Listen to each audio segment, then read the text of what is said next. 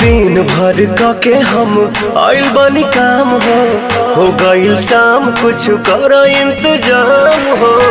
सुना तारू हो बोली ना जी। हाँ। दिन भर के हम आइल बनी काम हो गईल शाम कुछ कर इंतजाम हो। दही में दम रही तबे लड़ी गाड़ी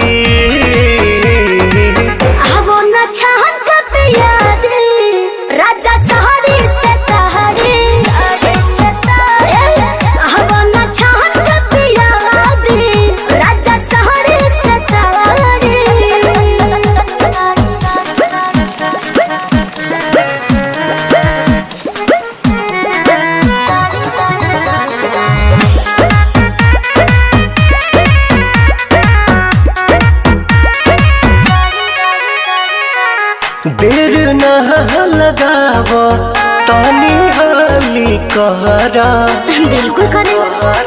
चटक चिखाना चिखा के लवने खाली कहरा।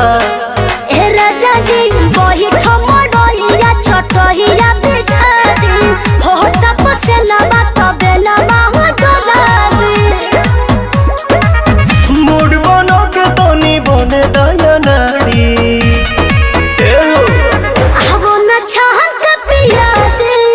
राजा सहरे सतहरे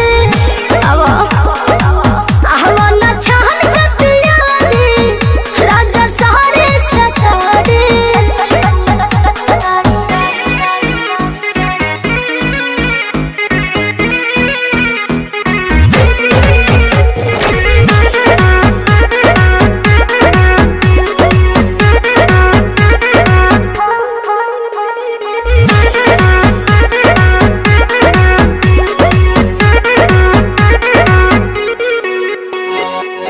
आज तो मिजाज मेहनत नरमी चाही।